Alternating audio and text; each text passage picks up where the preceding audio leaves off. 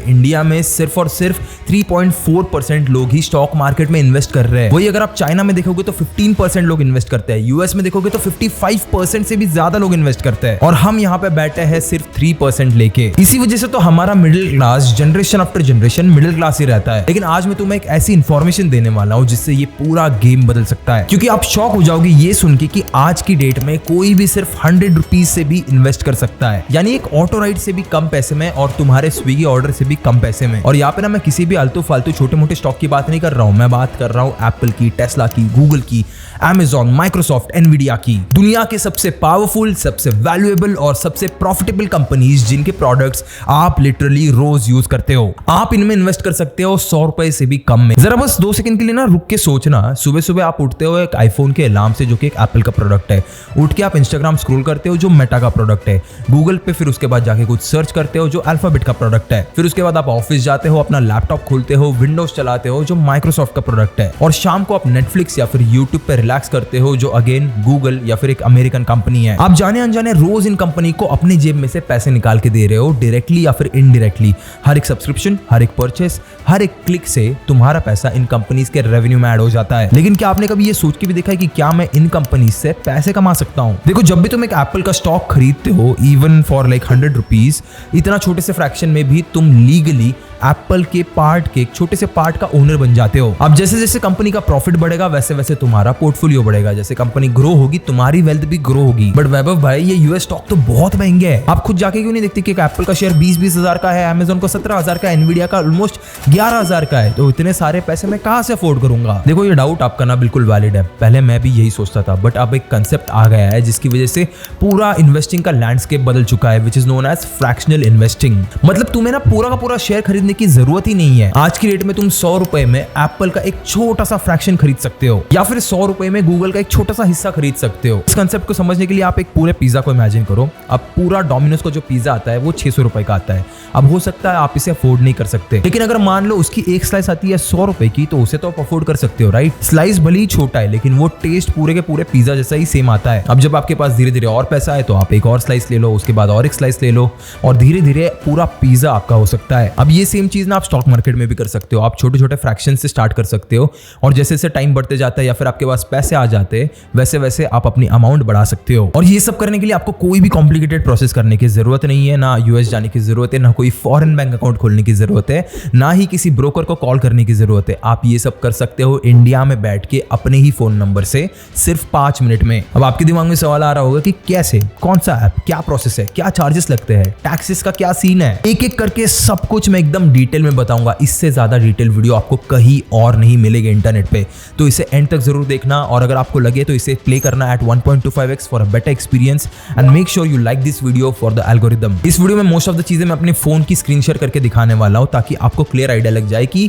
ये सब थियरी वाली बातें नहीं है, मैं एक्चुअल में आपको एक रियल इन्वेस्टिंग एक्सपीरियंस देना चाहता हूं। Let's start with the platform. अब इंडिया से यूएस स्टॉक इन्वेस्ट करने के लिए तुम्हें एक रिलायबल प्लेटफॉर्म चाहिए होगा, एक ऐसा प्लेटफॉर्म जो प्रोसेस को एकदम सिंपल बनाए, चार्जेस थोड़े रीजनेबल रहे, और तुम्हें सब टूल्स जो एक स्मार्ट इन्वेस्टर को चाहिए वो सारी की सारी टूल्स एक ही जगह पे मिले। अब मार्केट में बहुत सारे टूल्स अवेलेबल है, लेकिन मैं पर्सनली IND मनी यूज करता हूं, और इसके पीछे एक नहीं कई सारे रीजंस है। चलो मैं आपको एक एक करके समझाता हूं। सबसे पहले तो इनके चार्जेस ट्रांसपेरेंट और मिनिमल है। देखो, इन्वेस्टिंग में सबसे बड़ी प्रॉब्लम होती है हिडन चार्जेस। तुम्हें लगता है कि रिटर्न्स आ रहे हैं, लेकिन बैकग्राउंड में उनकी फीस जो होती है वो आपके प्रॉफिट से कट रही होती है। अब वही चीज आप अगर IND मनी में देखोगे तो वहां पे अकाउंट ओपनिंग कंप्लीटली फ्री है, उसकी कोई फीस नहीं लगती, एक भी रुपए नहीं लगेगा आपको। मतलब आप डायरेक्टली ऐप डाउनलोड करके अपना अकाउंट ओपन कर सकते हो फ्री में। उसके बाद यूएस स्टॉक में अपना पैसा डिपॉजिट करना भी बिल्कुल फ्री है, वहां पे कोई भी प्लेटफॉर्म फीस नहीं है। फिर उसके बाद जब आप INR से USD में कन्वर्ट करके यूएस स्टॉक खरीदने के लिए पैसे भेजते हो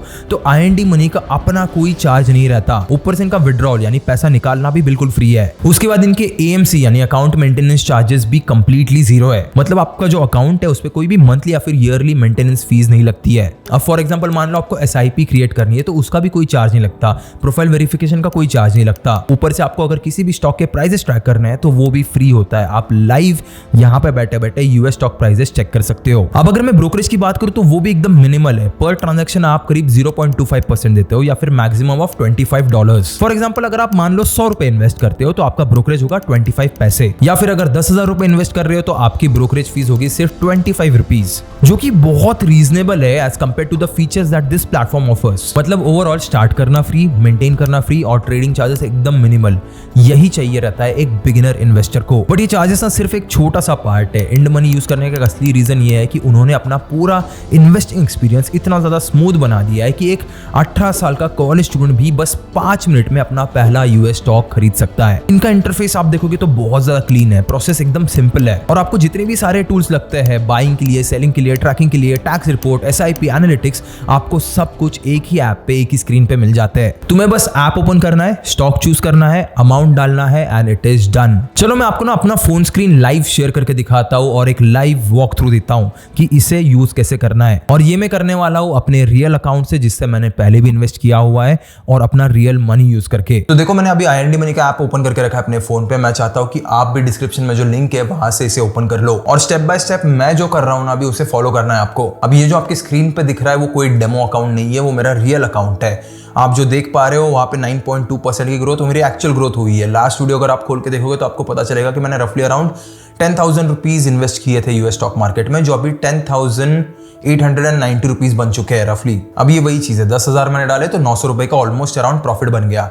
अगर मैं और ज्यादा पैसे डालता, मान लो मैं 1 लाख रुपए डालता, तो करीब करीब मेरा 9,000 रुपए का प्रॉफिट बन चुका होता अभी तक। अब जैसे आप IND मनी ओपन करते हो तो आपको आपका पूरा पोर्टफोलियो मिल जाता है और जैसे मैं यूएस स्टॉक ओपन करूंगा वैसे मुझे बताएगा कि कहाँ पे मैंने क्या क्या इन्वेस्ट किया है। और यहाँ पे इस पे क्लिक करके मुझे पता चलता है कि मेरा टोटल इन्वेस्टेड अमाउंट कितना था। $108 था एक्चुअली मेरा इन्वेस्टेड अमाउंट और मेरा जो अनरियलाइज्ड गेन या फिर लॉस है, जहाँ पे अभी मेरा गेन है, दैट इज 9.24% यानी $10 का मुझे प्रॉफिट हुआ है वहां पे। अगर मैं INR में देखना चाहता हूँ तो यहाँ पे क्लिक करके मैं उसे INR में भी देख सकता हूँ कि इंडियन रुपीज में कितना पैसा हुआ। अब नीचे स्क्रॉल मारने के बाद मुझे 2-3 चीजें दिखती है, जैसे टॉप गेनर्स। अब ये जो टॉप गेनर्स है वो मुझे ये दिखाते हैं कि बेसिकली एक दिन में वो कंपनी कितने % बढ़ी है। उसमें भी मैं मेगा कैप की कंपनीज देख सकता हूँ, लार्ज कैप देख सकता हूँ, मिड कैप देख सकता हूँ, स्मॉल कैप देख सकता हूँ।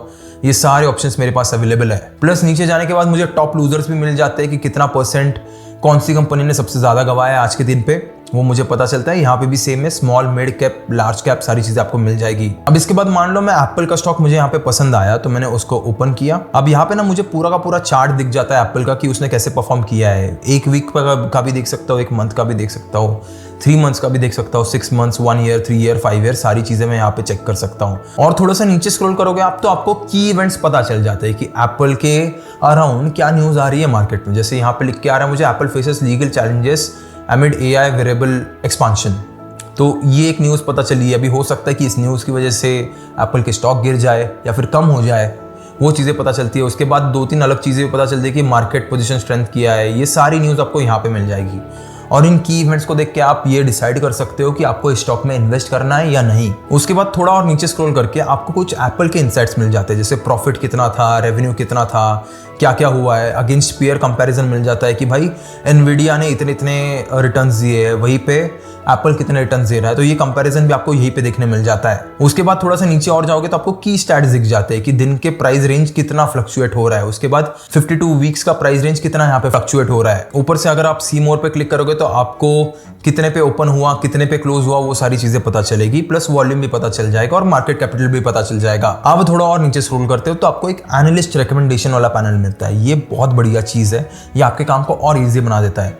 अभी ये जो 48 एनालिस्ट के रिकमेंडेशन है, यहाँ पे तो लिखा है बेस्ड ऑन 48 एनालिस्ट, यानी 48 एनालिस्ट ने जो रिकमेंडेशन दिया है उसमें से 67% बोल रहे हैं बाय करो, 29% बोल रहे हैं होल्ड करो और 4% बोल रहे हैं सेल करो। तो ये एक्चुअली जो वॉल स्ट्रीट के एनालिस्ट होते हैं वो लोग यहाँ पे डेटा बताते हैं कि भाई हम लोग सोच रहे हैं कि ऐसा ऐसा होना चाहिए।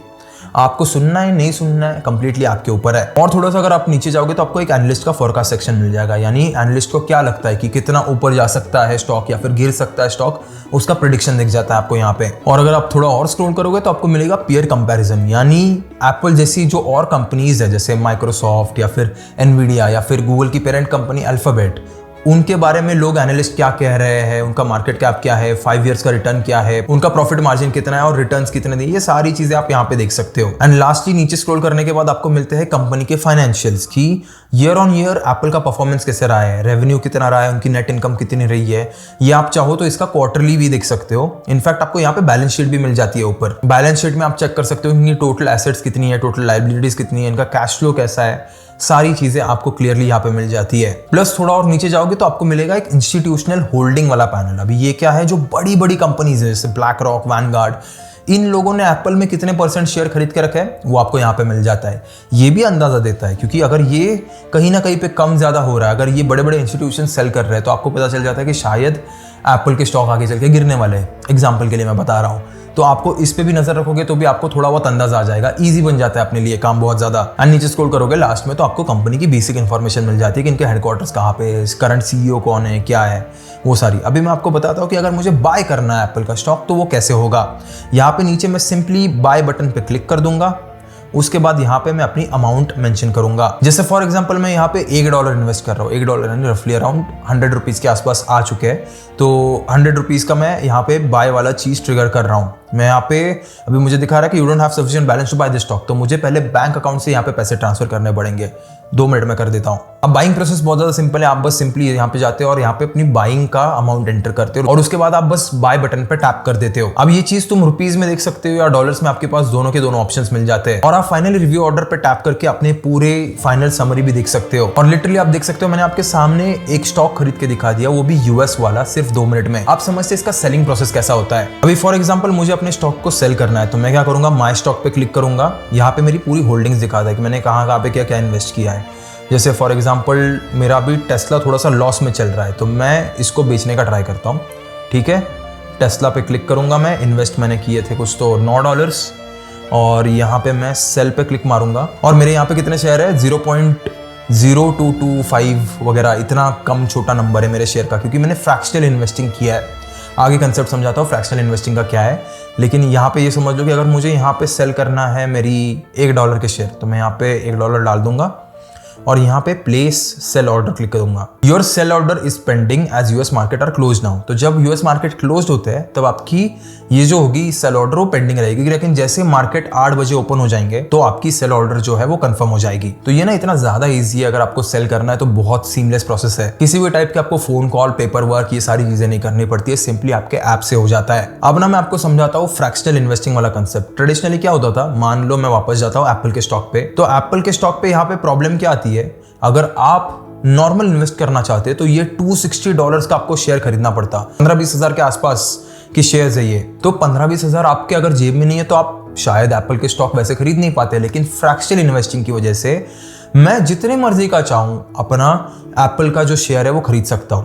जैसे मैंने आपको यहाँ पे माई होल्डिंग में दिखाया था, जैसे एप्पल का यहाँ पे आपको नीचे दिख रहा होगा कि 260 का प्राइस है, चल रहा है, लेकिन मैंने इन्वेस्ट किया है सिर्फ $4, $4.9 मतलब $5। तो ये जो $5 है वो कंपेरेटिवली कम है $260 से, लेकिन फिर भी मुझे एप्पल का एक फ्रैक्शनल शेयर मिला है। अभी ये फ्रैक्शनल कितना है, 0.0181, जो एक शेयर से भी कम है, फ्रैक्शनल शेयर मिला है मुझे। तो ये चीज़ ना किसी भी इंसान को इनेबल कर देती है इन्वेस्टिंग के लिए। अब ये ऑप्शन इंडियन स्टॉक मार्केट में अवेलेबल नहीं है, ये सिर्फ आपको US स्टॉक मार्केट में देखने मिलेगा। लेकिन इसी चीज की वजह से आप US स्टॉक मार्केट में भी इन्वेस्ट करने के लिए एनेबल हो जाते हो। भले मेरे पास इतने ज्यादा पैसे नहीं है, लेकिन फिर भी मैं एप्पल, गूगल, टेस्ला जैसी कंपनीज में इन्वेस्ट कर सकता हूँ, all thanks to fractional investing का कंसेप्ट। अब आते हैं SIP in US stock market में, क्योंकि ये फीचर मेरा सबसे ज्यादा फेवरेट फीचर है। अब SIP यानी सिस्टमैटिक इन्वेस्टमेंट प्लान। अब इसका ना कंसेप्ट बड़ा सिंपल है। आप हर महीने एक फिक्स्ड अमाउंट डालते हो अपनी SIP में, वो ऑटोमेटिकली कटते जाती है। मान लो मैंने 500 रुपए की SIP कर दी, तो 500 रुपए हर महीना कटते जाएंगे और ऑटोमेटिकली जो भी स्टॉक या फिर फंड मैंने सिलेक्ट किया है या फिर ETF सिलेक्ट किया है वहां पे ऑटोमेटिकली चली जाएगी। अब इसका सबसे बड़ा फायदा होता है रूपी कॉस्ट एवरेजिंग का। अब मैंने आपको एक सिंपल एग्जांपल से एक्सप्लेन करता हूं कि कैसे होता है। मान लो आप एप्पल में 1000 रुपए की मंथली SIP लगाते हो। अब पहले महीने में एप्पल का प्राइस था फॉर एग्जांपल $180, तो आपको एप्पल का एक एक्स फ्रैक्शन कॉस्ट मिला। अब सेकंड मंथ में एप्पल का प्राइस गिर गया और वो बन गया $160। तो अब इससे होगा क्या कि जो आप 1000 रुपए कंटिन्यूसली हर महीने डालते हो, इससे आपका फायदा होगा। पहले आपने जो कॉस्ट पर खरीदा था दैट वाज $180, उसमें आपने 1000 रुपए के शेयर खरीदे थे। अभी प्राइस हुआ $160, तो उसमें आपको ज्यादा फ्रैक्शनल शेयर्स मिलेंगे। अब फॉर एग्जांपल मान लो थर्ड मंथ में इसका प्राइस वापस बढ़ गया, बन चुका $190, तो तो वापस से आपको उतने प्राइस का फ्रैक्शनल शेयर मिलेगा। अब इसका सबसे बड़ा फायदा क्या होता है कि लॉन्ग टर्म में आप देखोगे तो ये जो प्रॉफिट लॉस हो रहा है उसकी वजह से आपका प्राइस बैलेंस हो जाता है। अब इसका जो सबसे बड़ा फायदा होता है वो होता है लॉन्ग टर्म में, क्योंकि लॉन्ग टर्म में ये जो प्राइस ऊपर नीचे जा रही थी ये पूरी एवरेज आउट हो जाती है, क्योंकि तुमने कभी ऑल टाइम हाई पे पैसे डाले थे, कभी ऑल टाइम लो पे पैसे डाले थे, और मोस्ट ऑफ द केसेस में क्या होता है कि जो एवरेज निकलता है वो तुम्हारे फेवर में आता है, क्योंकि ओवर द पीरियड स्टॉक की प्राइस कहीं ना कहीं पे तो बढ़ती जाती है। अब बस एक बार आपके किसी भी फेवरेट स्टॉक के ऊपर आपको जाना है, वहां पे आपको सेल बाय का ऑप्शन मिलता है और साइड में एसआईपी का भी ऑप्शन मिलता है, वहां से आप अपनी मंथली एसआईपी सेट कर सकते हो। आप समझते हैं कुछ एडवांस टूल जो इस ऐप में आपको मिलते हैं। सबसे पहले तो है ऑटोमेटेड टैक्स रिपोर्ट्स। अब यूएस स्टॉक पे ना कुछ टैक्स लगता है, अब वो क्या लगता है वो मैं आपको डिटेल में आगे बता ही दूंगा, लेकिन अभी के लिए इंपॉर्टेंट बात ये है कि ये टैक्स कैलकुलेट करना ना एक बहुत ज्यादा पेनफुल प्रोसेस है, लेकिन आईएनडी मनी की वजह से ये प्रोसेस बहुत ज्यादा इजी हो जाती है। अब आईएनडी मनी पे आपका हर ट्रांजैक्शन ट्रैक होता है और वो ऑटोमेटिकली आपके लिए एक टैक्स रिपोर्ट जनरेट करके देता है। आपके फाइनेंशियल ईयर एंड में आपको एक डायरेक्ट रिपोर्ट मिल जाएगी जिसे आप आईटीआर फाइल करते वक्त यूज कर सकते हो। ये ना काफी एक अंडररेटेड फीचर है, लेकिन इससे आपका टाइम और एफर्ट्स काफी ज्यादा बच जाते हैं। उसके बाद एक और फीचर आता है विच इज इन्वेस्टर सेंटिमेंट्स। अब ये स्टॉक बेसिकली आपको ये दिखाता है कि एक पर्टिकुलर स्टॉक पे इन्वेस्टर्स के सेंटिमेंट कैसे है। जैसे फॉर एग्जांपल मैंने अभी टेस्ला का स्टॉक खरीदा हुआ है, तो मैं आपको नीचे स्क्रॉल करके दिखाता हूं कि इन्वेस्टर के सेंटिमेंट कहां पे दिखते हैं। जो हम लोगों ने एनालिस्ट का रिकमेंडेशन, एनालिस्ट के फोरकास्ट देखा था, that is the investor sentiment वाला पैनल। आपको यहां पे पता चलेगा कि 43% इन्वेस्टर्स जो है या फिर एनालिस्ट जो है वो कह रहे हैं कि स्टॉक को बाय करना है, 39% कह रहे हैं होल्ड करना है, 18% कह रहे हैं सेल करना है। तो इसका फायदा आपको डिसीजन मेकिंग में बहुत इजीली हो जाता है। अगर बहुत लोग कह रहे हैं बाय कर लो तो बाय कर लो, अगर बहुत लोग कह रहे हैं सेल कर लो तो सेल कर लो। और फिर तीसरा टूल आता है which is US dividend calendar. बहुत सारी यूएस कंपनीज ना रेगुलर डिविडेंड्स देती है, जहां तक मुझे पता है एप्पल देता है, माइक्रोसॉफ्ट देता है, कोका कोला भी देता है। अब डिविडेंड्स मतलब कंपनी अपने प्रॉफिट्स का एक छोटा सा हिस्सा इन्वेस्टर्स में बांट देती है, तो आपकी जो इन्वेस्टर प्राइस है उसका अप्रिसिएशन भी हो जाता है और आपको एक रिटर्न भी मिलता है। अब आईएनडी मनी का डिविडेंड कैलकुलेटर आपको ये बताता है कि कौन सी कंपनी कब डिविडेंड डिक्लेयर करने वाली है, प्लस उनके एक्स डिविडेंड्स क्या थे और आपको कितना डिविडेंड मिलेगा। ये उस टाइम पे यूजफुल है अगर आप एक डिविडेंड इन्वेस्टिंग स्ट्रेटेजी फॉलो कर रहे हो, मतलब बेसिकली आप ऐसे स्टॉक्स चूज कर रहे हो जो कंसिस्टेंटली ग्रो भी हो रहे हैं और साथ ही साथ डिविडेंड्स भी दे रहे हैं। फिर एक और फीचर आता है विच इज पीएनएल कैलेंडर। आप पीएनएल कैलेंडर आपको मंथ बाय मंथ दिखाता है कि आपने कितना प्रॉफिट या फिर लॉस बुक किया और कब बुक किया। ये ना बेसिकली आपके लिए आपके खुद के इन्वेस्टिंग पैटर्न को समझने के लिए है। इससे आपको बेसिकली ये पता चलेगा कि आप क्या पैनिक में आके बहुत जल्दी सेल कर देते हो या फिर प्रॉफिट बुक करने में देरी कर देते हो। ये जो सेल्फ अवेयरनेस है ना, ये बहुत इंपॉर्टेंट होती है इन्वेस्टिंग करते वक्त, और ये टूल उसके लिए बहुत अच्छा है। और लास्ट टूल आपको मिलता है एसआईपी ट्रैकर। अगर आपने अलग अलग एसआईपीज लगाई है मल्टीपल अलग अलग स्टॉक्स में या फिर ईटीएफ्स में, तो आपको ये जो एसआईपी ट्रैकर है वो एक कंसोलिडेटेड व्यू देता है। यानी बेसिकली आपको पता चलता है कि कौन सी एसआईपी अभी चल रही है, कितना पैसा इन्वेस्ट हो चुका है, उसकी अभी करंट स्टेट क्या है, यानी प्रॉफिट में है, लॉस में, ये सारी चीजें आपको यहाँ से पता चलती है। देखो ये जो सारे टूल्स मैंने आपको अभी बताया ना, ये इंडिविजुअली बहुत ज्यादा सिंपल लगता है, लेकिन आप इसे ऐसे इमेजिन करो कि ये सारे टूल्स आपको एक ही ऐप में मिल रहे हैं, यानी आपका सारा काम बस एक ही ऐप से होता है। आपको किसी भी टाइप का अलग प्लेटफॉर्म या टूल की कोई जरूरत नहीं पड़ती। अभी देखो इन्वेस्टिंग करना इंपॉर्टेंट है, लेकिन उससे भी इंपॉर्टेंट है उसे ट्रैक करना। बहुत सारे लोग ना इन्वेस्ट कर देते हैं और फिर बाद में भूल जाते हैं कि उन्होंने कहीं पे इन्वेस्ट भी किया है, लेकिन आईएनडी मनी पे आपको पूरा का पूरा पोर्टफोलियो एक ही जगह पे मिलता है, जहाँ पे मुझे पता चलता है कि मैंने यूएस स्टॉक में कितना इन्वेस्ट किया, इंडियन स्टॉक्स में कितना इन्वेस्ट किया, म्यूचुअल फंड्स कितने के है, एसआईपी कितनी की है, वो सारी चीजें मुझे एक ही जगह से पता चलती है। प्लस मैं एक ही जगह से ये भी देख सकता हूँ कि हर एक इंडिविजुअल स्टॉक का परफॉर्मेंस कैसा है। और ये जो कलर कोडिंग दी है ना रेड और ग्रीन वाली, उसमें आपको क्लियरली पता चल जाता है कि आप प्रॉफिट में और लॉस में, वो एकदम इजीली कन्वे हो जाता है। अब अगर आप सीरियसली इन्वेस्टिंग को लेना चाहते हो ना, तो ये सारी चीजें आपके लिए बहुत इंपॉर्टेंट होती है। आपका पूरा का पूरा एलोकेशन ब्रेकडाउन आपको पता चल जाता है कि कितना पैसा हेल्थ केयर में लगा है, कितना पैसा फाइनेंस में लगा है, कितना पैसा टेक में लगा है, वो सारी चीजें आपको एक ही जगह से पता चल जाती है। प्लस जितने भी सारे इन डेप्थ एडवांस एनालिटिक्स है ना, वो आपका काम बहुत इजी कर देते हैं। हिस्टोरिकल परफॉर्मेंस चार्ट्स आपको मिल जाते हैं, प्लस बेंचमार्क के चार्ट्स आपको मिल जाते हैं, जो बहुत इजी कर देते हैं आपका काम। Now let's start with part number 4, why US stocks. अब ये सवाल ना सभी के दिमाग में आएगा कि भाई इंडियन मार्केट में इतने सारे स्टॉक्स हैं, निफ्टी 50 है, सेंसेक्स है, म्यूचुअल फंड्स है, तो मैं यूएस स्टॉक्स क्यों चूज करूं? आपके दिमाग में अगर ये क्वेश्चन आ रहा है तो ये एक बहुत ही वैलिड क्वेश्चन है, और मैं क्लियरली समझाना चाहता हूं कि यूएस स्टॉक में इन्वेस्ट करना इंडियन मार्केट को छोड़ने वाली बात नहीं है। ये कोई रिप्लेसमेंट नहीं है, ये एक एडिशन है, एक टाइप से एक एनहांसमेंट है, एक डाइवर्सिफिकेशन है। सबसे पहला पॉइंट आता है ग्लोबल कंपनीज का एक्सपोजर। दुनिया के 10 सबसे ज्यादा वैल्यूएबल कंपनीज में से 8 यूएस में लिस्टेड है। Apple, Microsoft, Nvidia, Amazon, alphabet जो गूगल की पेरेंट कंपनी है, उसके बाद मेटा जो फेसबुक की पेरेंट कंपनी है,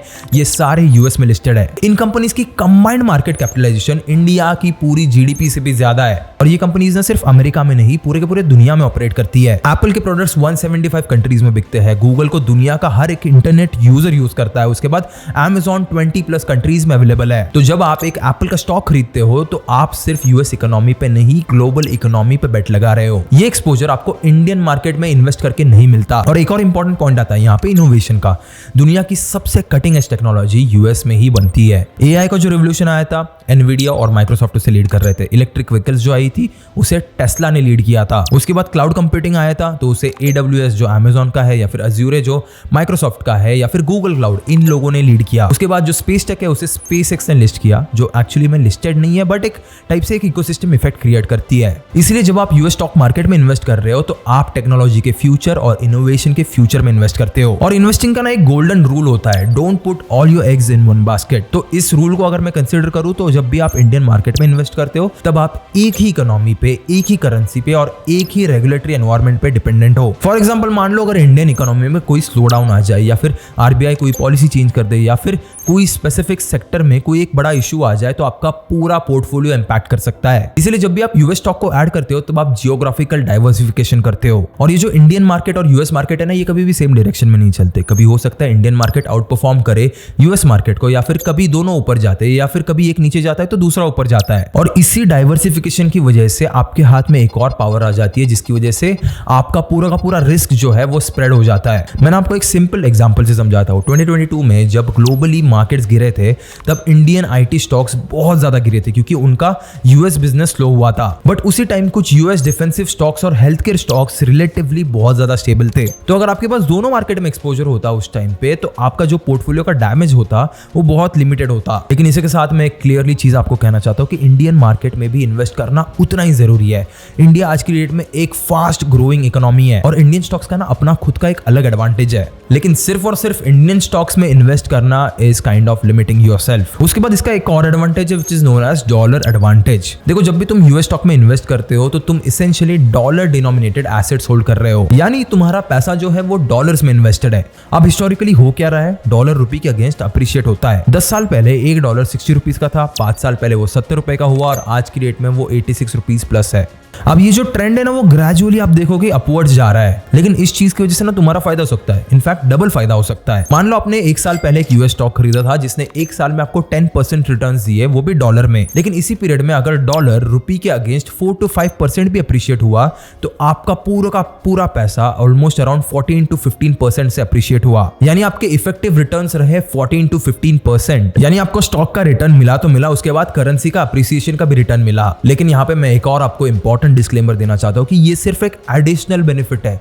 सिर्फ डॉलर अप्रिसिएशन के लिए यूएस स्टॉक मार्केट में कभी भी इन्वेस्ट मत करना। आपका प्राइमरी रीजन होना चाहिए ग्रेट कंपनीज, ग्लोबल एक्सपोजर और डाइवर्सिफिकेशन। ये जो डॉलर का एडवांटेज है that is just cherry on the top, क्योंकि ये जो करेंसी मूवमेंट है ना वो दोनों टाइप से हो सकता है। थियोरेटिकली हो सकता है कि डॉलर गिर भी जाए, इसीलिए सिर्फ उसके बेसिस पे इन्वेस्ट करना इज अ बिग नो। इसके बाद हम लोग बात करते हैं टैक्सेस की, क्योंकि ये सबसे ज्यादा कॉम्प्लिकेटेड टॉपिक लगता है सबको। मेरा सबसे ज्यादा मैथ्स लगती है और सबसे ज्यादा लोग तो डर के मारे यहाँ पे इन्वेस्ट नहीं करते क्योंकि उन्हें लगता है कि यूएस स्टॉक पे टैक्स बहुत ज्यादा कॉम्प्लिकेटेड होता है। आज ना मैं आपको ये टैक्स का कंसेप्ट इतना ज्यादा सिंपल और इतना ज्यादा इजी करके समझाऊंगा कि आपको किसी भी सीए को पूछने की जरूरत नहीं पड़ेगी। सबसे पहले आते हैं कैपिटल गेन्स टैक्स पे। तो जब भी तुम यूएस स्टॉक से कुछ भी प्रॉफिट बनाते हो इंडिया में बैठ के तो आपका टैक्स कहां पे लगता है। तो सबसे पहले इस चीज को समझो कि जब भी तुम यूएस स्टॉक से प्रॉफिट बनाते हो वो भी इंडिया में बैठ के, तो आपका टैक्स लगता है इंडिया में। यूएस गवर्नमेंट तुमसे कैपिटल गेन्स टैक्स नहीं लेती, लेकिन ये वैलिड है सिर्फ इंडियन रेसिडेंट्स के लिए। इंडियन रेसिडेंट्स को टैक्स सिर्फ इंडियन गवर्नमेंट को देना है under Indian income tax laws.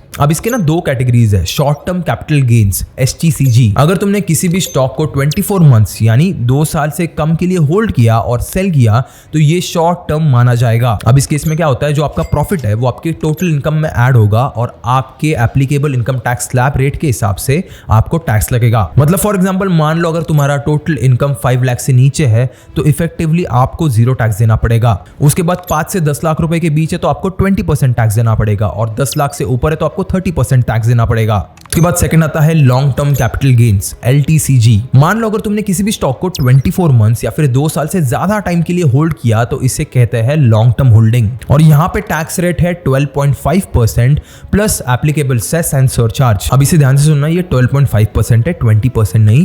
बहुत सारी जगहों पे इंटरनेट पे मैंने ये देखा था लेकिन वहां पे पुराने रेट्स रखे हुए हैं विच इज 20%। अभी जो करेक्ट रेट चल रहा है that is 12.5% plus cess. For example मान लो अगर आपने 1 लाख रुपए पे किसी भी टाइप का लॉन्ग टर्म प्रॉफिट कमाया है किसी यूएस स्टॉक में, तो आपका टैक्स रफली होगा around 13,000 rupees, which is 12.5% plus cess. बाकी जो बचे हुए 87,000 रुपीज होंगे वो आपके होंगे, which is not bad at all. उसके बाद आते हैं डिविडेंड्स पे। तो यूएस 25% होल्ड करता है बिफोर डिविडेंड इज क्रेडिटेड। अब ये जो आपकी अमाउंट है उसे आप क्लेम कर सकते हो as foreign tax credit while filing your taxes in India. उसके बाद होता है TCS on foreign remittance. TCS यानी टैक्स कलेक्टेड एट सोर्स। देखो, जब भी तुम इंडिया से बाहर पैसे भेजते हो, मतलब जब तुम रुपीज को डॉलर्स में कन्वर्ट करके यूएस स्टॉक खरीदने के लिए रेमिट करते हो, तो बैंक एक टीसीएस कलेक्ट करती है। इसे ऐसे समझो कि एक प्रीपेड टैक्स है, मतलब गवर्नमेंट एडवांस में ही आपसे कुछ टैक्स कलेक्ट कर लेती है। अब ये ना कोई एक्स्ट्रा टाइप का टैक्स नहीं है, ये बस एडवांस में लिया गया टैक्स है जो बाद में एडजस्ट हो जाता है। अब इसके रेट्स बड़े सिंपल है। अगर मान लो अपने 10 लाख की फॉरेन रेमिटेंस की, तो उसका टीसीएस 0% है, मतलब 10 लाख तक आप कोई भी अमाउंट भेजो तो उस पर टीसीएस नहीं कटेगा। लेकिन अगर आप 10 लाख के ऊपर कोई भी अमाउंट भेजते हो तो उस पर टीसीएस कटता है, which is 20% on the amount exceeding that. अब मान लो इस 10 लाख पे मेरा 20% यानी 2 लाख का टीसीएस कट गया, तो ये पैसा मेरा डूब नहीं रहा। जब भी आप एनुअल इनकम टैक्स या फिर आईटीआर रिटर्न फाइल करोगे, ये टीसीएस तुम्हारे टोटल टैक्स लायबिलिटी में से एडजस्ट हो जाता है। और अगर आपका ज्यादा पैसा कट चुका है तो उसका रिफंड भी मिलता है। आप खुद ही सोच के देखो ना, ज्यादातर रिटेल इन्वेस्टर जो होते हैं वो 10 लाख से कम ही इन्वेस्ट करते हैं एक साल में, तो प्रैक्टिकली आपको टीसीएस का इशू आएगा ही नहीं। और अगर आपको आता भी है तो it is not a loss, it is an advance payment which comes back. और एक चीज याद रखना, आईएनडी मनी पे आपको ऑटोमेटेड टैक्स रिपोर्ट्स मिलते हैं जो ये सारे कैलकुलेशंस आपके लिए करके देते हैं। तो आपको मैन्युअली कोई भी चीज को ट्रैक करने की कोई जरूरत नहीं पड़ती, बस आपको आईटीआर फाइलिंग के टाइम पे ये रिपोर्ट डाउनलोड करनी होती है और उसे यूज करना होता है। तो ये टैक्स का नाम सुन के ना कभी इन्वेस्टिंग से डरना मत, क्योंकि सिस्टम बहुत ज्यादा सिंपल है, रेट्स भी बहुत ज्यादा रीजनेबल और सारे के सारे टूल्स अवेलेबल है आईएनडी मनी पे जो इस प्रोसेस को और ज्यादा इजी बना देते हैं। अब जाते जाते मैं आपको एक बहुत ही इंटरेस्टिंग और एक्साइटिंग टॉपिक से इंट्रोड्यूस कराना चाहता हूँ, which is US based metal ETFs. देखो 2025 यानी पिछला साल मेटल्स के लिए हिस्टोरिक ईयर रहा है। ऑलमोस्ट हर मेटल ने रिकॉर्ड हाइस टच किया है और ये ट्रेंड ना 2026 में भी कंटिन्यू हो रहा है। अगर आप नंबर सुनोगे तो आपका दिमाग फट जाएगा। गोल्ड 2025 में रफली 66% ऊपर गया, जो ट्रेडिशनली 8 to 10% के एनुअल रिटर्न देता था, उसने एक साल में 66% के रिटर्न दिए। उसके बाद सिल्वर का सुन के तो आप कंप्लीटली शॉक हो जाओगे, उसने बस एक साल में यानी 2025 में 161% रिटर्न्स दिए। मतलब अगर आपने जनवरी 2025 में 1 लाख रुपए का सिल्वर खरीदा होता तो वो दिसंबर तक 2.61 लाख रुपीस का हो जाता। उसके बाद प्लैटिनम 146% ऊपर गया, कॉपर 35% ऊपर गया और यूरेनियम 23% ऊपर गया। और जनवरी 2026 में गोल्ड, सिल्वर और कॉपर ने नए ऑल टाइम हाइज बनाए थे और ये सब एक ही साल में हुआ है। इतना ब्रॉड बेस्ड मेटल का जो रैली हुआ था वो बहुत रिसेंट हिस्ट्री में तो बहुत ज्यादा रेयर है। अब यहाँ पे आपको समझना पड़ेगा कि हर एक मेटल की अपनी इंपॉर्टेंस है और हर एक मेटल एक्चुअली में बहुत ज्यादा वैल्यूएबल है। इसके पीछे कुछ सॉलिड फंडामेंटल रीजंस मैं आपको एक एक करके समझाता हूँ। सबसे पहले समझो गोल्ड का। गोल्ड 2700 सालों से भी ज्यादा टाइम से एज मनी यूज किया जा रहा है। कई सारी सिविलाइजेशंस आई, करेंसीज बढ़ी, करेंसीज गिरी, एम्पायर्स बने, एम्पायर्स टूटे, लेकिन गोल्ड की वैल्यू कंसिस्टेंट रही। और रिसेंट टाइम में क्या हुआ, सेंट्रल बैंक्स मतलब दुनिया भर के गवर्नमेंट्स ने 2023 में 1000 प्लस टन का गोल्ड खरीदा। आज तक की एक साल में सबसे ज्यादा परचेस हुई थी गोल्ड की। और जब भी आप देखोगे ना कि कोई गवर्नमेंट बहुत ज्यादा गोल्ड खरीद रही है और वो भी बहुत ज्यादा एग्रेसिवली, तो आपको समझना पड़ेगा कि उनको कुछ ऐसी चीज क्लिक हुई है जो शायद हम जैसे आम इन्वेस्टर्स को पता नहीं है। तो ये जो गोल्ड है उसको बेसिकली इन्फ्लेशन हेज के रूप में जाना जाता है, यानी जब भी करेंसीज की वैल्यू गिरती है तो गोल्ड की वैल्यू हमेशा बढ़ती है। इसलिए सारी की सारी कंट्रीज गोल्ड को स्टॉक अप करके रखना चाहती है ताकि ऐसे अनसर्टन एनवायरनमेंट के टाइम पे, जहां पे वॉर्स हो रहे हैं, जहां पे बहुत सारी चीजें हो रही है, उस टाइम पे उनकी कंट्री सेफ रहे। उसके बाद आता है सिल्वर। अब सिल्वर को हम लोग बचपन से जानते हैं एक प्रेशियस मेटल के हिसाब से, लेकिन इसका इंडस्ट्रियल यूज बहुत बड़ा है। जो ग्लोबली सिल्वर की डिमांड है उसने 1.1 बिलियन आउंसेस क्रॉस कर ली है और इसका जो 50% से भी ज्यादा यूज है वो इंडस्ट्रियल यूज होता है। यहाँ पे solar panels, electronics, electrical vehicles, सारी चीजों में आपको सिल्वर देखने मिलेगा। और ये जो सोलर एनर्जी है वो अकेले ही 100 of millions of ounces silver consume करती है एवरी सिंगल ईयर। और जैसे जैसे हमारी दुनिया रिन्यूएबल एनर्जी की तरफ मूव करेगी वैसे ही सिल्वर की इंडस्ट्रियल डिमांड भी और बढ़ती जाएगी। इसीलिए जो सिल्वर है उसमें आपको ड्यूअल बेनिफिट मिलता है। पहला है उसका प्रेशियस मेटल वाला बेनिफिट, जहां पे वो अपनी वैल्यू होल्ड करके रखता है, प्लस दूसरा आपको मिलता है इंडस्ट्रियल बेनिफिट, यानी इंडस्ट्रीज में भी उसकी डिमांड ग्रो हो रही है, जो एक बहुत रेयर कॉम्बिनेशन है किसी भी मेटल के लिए। उसके बाद अगला मेटल आता है copper, which is a backbone of electrification. आप कॉपर को ना इन्वेस्टिंग में डॉक्टर कॉपर भी बोलते हैं, क्योंकि इसका प्राइस ग्लोबल इकोनॉमी की हेल्थ इंडिकेटर इंडिकेट करता है। लेकिन आजकल में ना कॉपर की डिमांड जो है वो एक नए रीजन की वजह से एक्सप्लोर हो रही है, विच इज इलेक्ट्रिफिकेशन। एक इलेक्ट्रिकल व्हीकल में नॉर्मल पेट्रोल कार से 3 से 4 गुना ज्यादा कॉपर लगता है। और जैसे जैसे दुनिया ईवीज की तरफ मूव कर रही है वैसे वैसे कॉपर की डिमांड भी और बढ़ रही है। प्लस जितने भी सारे नए नए पावर ग्रिड्स बन रहे हैं, रिन्यूएबल एनर्जी इंफ्रास्ट्रक्चर्स बन रहे हैं, डेटा सेंटर्स बन रहे हैं, ये सब कॉपर इंटेंसिव है। इसलिए जितने भी सारे ग्लोबल एनर्जी एजेंसीज हैं उनके अकॉर्डिंग कॉपर डिमांड 2040 तक 40% से ज्यादा बढ़ सकती है। और सबसे मेन पंगा यहाँ पे आता है कि इनकी सप्लाई लिमिटेड है और डिमांड बढ़ रही है, इसी वजह से इसके प्राइस बहुत ज्यादा तेजी से ऊपर जा सकते हैं। अब इसके बाद आता है प्लैटिनम, जिसको शायद ही इंडिया में इतना ज्यादा लोग जानते हैं, लेकिन ये एक बहुत ही ज्यादा फैसिनेटिंग मेटल है। सबसे पहले तो ये एक्सट्रीमली रियल है। प्लैटिनम का एनुअल प्रोडक्शन गोल्ड से भी कम है और 70% से ज्यादा ग्लोबल प्लैटिनम सप्लाई सिर्फ एक ही कंट्री से आती है, विच इज साउथ अफ्रीका। ये जो प्लैटिनम है उसे कैटालिटिक कन्वर्टर्स में यूज किया जाता है, जो बेसिकली कार के एमिशंस कंट्रोल करता है। और जितनी भी सारी नई इमर्जिंग टेक्नोलॉजी आ रही है, जैसे आपने हाइड्रोजन फ्यूल सेल के बारे में सुना होगा, जिससे एनर्जी प्रोड्यूस की जा रही है, उसमें ये एक बहुत ही क्रिटिकल रोल प्ले करता है। उसके बाद आता है यूरेनियम पे। ये एक बहुत ही ज्यादा यूनिक एलिमेंट है। ये जो यूरेनियम है वो आप लोग सब जैसे जानते हो न्यूक्लियर पावर का एक प्राइमरी फ्यूल होता है। और न्यूक्लियर पावर दुनिया के most reliable low carbon electrical sources में से एक है। अब आपने इसे थोड़ा सा ग्लोबल कंटेक्स्ट से देखो। आज की डेट में एआई बूम हो रहा है, डेटा सेंटर्स की डिमांड बहुत ज्यादा बढ़ रही है। अब हर डेटा सेंटर को अगर मुझे चलाए रखना है तो मुझे कितनी ज्यादा इलेक्ट्रिसिटी लगेगी। अब ये जो मैसिव इलेक्ट्रिसिटी है, मैसिव पावर कंजम्पशन है, उसके लिए आपको क्लीन पावर भी तो लगेगी। ऐसा तो नहीं है ना कि मैं डायरेक्टली पूरा का पूरा थर्मल प्लांट जैसे एकदम पूरे के पूरे कोल को बर्न करके एनर्जी प्रोड्यूस कर सकता हूँ, क्योंकि आज की डेट में जो क्लाइमेट के लॉज बने हैं वो भी बहुत ज्यादा स्ट्रिक्ट बने हैं। तो ये जो न्यूक्लियर एनर्जी है ना, ये इसी गैप को फिल करती है। ये बहुत ज्यादा रिलायबल है, स्केलेबल है और लो कार्बन पावर्ड है। इसी वजह से governments world wide nuclear energy को एक रिन्यूड पॉलिसी और इन्वेस्टमेंट सपोर्ट दे रही है। और यही पे ये मजेदार एलिमेंट यूरेनियम यूज किया जाता है टू प्रोड्यूस एनर्जी। अब आपको ये सब सुन के लग रहा होगा कि भाई मैं मेटल्स में इन्वेस्ट कैसे करूंगा? क्या मुझे फिजिकल गोल्ड जाके खरीदना है या फिर मुझे ढूंढना है कि यूरेनियम कहाँ पे मिलेगा? तो देखो, आज की डेट में आपको ये सारी चीजें करने की जरूरत नहीं है, क्योंकि यूएस बेस्ड मेटल ईटीएफ्स के थ्रू ये सब एक स्टॉक की तरह आप खरीद सकते हो। किसी भी टाइप की आपको फिजिकल स्टोरेज नहीं करनी है, किसी भी टाइप का इंश्योरेंस नहीं लगेगा, कोई भी प्योरिटी के कंसर्न्स नहीं आएंगे। एकदम इजी और ट्रांसपेरेंट होता है इसे खरीदना। चलो मैं आपको इंड मनी ऐप पे दिखाता हूँ। अब ये सारे स्टॉक्स मैं रिकमेंड नहीं करता हूँ, मैं बस आपको एग्जांपल के लिए बता रहा हूँ। गोल्ड ईटीएफ्स के लिए आप SPDR गोल्ड शेयर्स देख सकते हो। ये दुनिया का सबसे बड़ा और सबसे पॉपुलर गोल्ड ईटीएफ है। बस GLD सर्च करो IND मनी पे, उसे बाय करो, आपको एक गोल्ड एक्सपोजर मिल जाएगा एकदम इमीडिएटली। उसके बाद सिल्वर ETFs के लिए iShare सिल्वर ट्रस्ट या फिर SLV देखना है आपको। उसके बाद अगर आप कॉपर ETFs देखना चाहते हो तो आप United states copper index fund या फिर CPER देख सकते हो। उसके बाद अगर आपको प्लैटिनम ETF देखने हैं तो आप ABRDN फिजिकल प्लैटिनम शेयर्स देख सकते हो। और अगर आपको यूरेनियम ETF देखने हैं तो आपको राउंड हिल यूरेनियम ETF मिल जाएगा UX सर्च करके। अब एक चीज याद रखना कि इन सब में भी आपको फ्रैक्शनल इन्वेस्टिंग मिल जाएगी IND मनी पे। मतलब मान लो अगर आपको गोल्ड का एक शेयर $500 का मिल रहा है तो आप 100 रुपीज में भी उसे फ्रैक्शन में खरीद सकते हो। इसी तरीके से सिल्वर, कॉपर, प्लैटिनम, यूरेनियम आप सब कुछ बस 100 रुपए से स्टार्ट कर सकते हो। और इनफैक्ट आप SIPs भी लगा सकते हो बस 500 रुपीज पर मंथ से। अगर आपको लग रहा है कि गोल्ड ETF में मैं SIP करना चाहता हूं तो आप वहां पे कर सकते हो या फिर सिल्वर में कर सकते हो। हर महीने ऑटोमेटिकली आप इन्वेस्ट कर सकते हो और धीरे धीरे आपका जो मेटल्स का पोर्टफोलियो रहेगा वो बढ़ते जाएगा। उसके बाद अगर मान लो आप फिजिकली गोल्ड को खरीदते हो तो यहाँ पे प्रॉब्लम क्या आती है? यहाँ पे मेकिंग चार्जेस लगता है, स्टोरेज का टेंशन होता है कि मैं इसे सेफली कहां पे रखूं।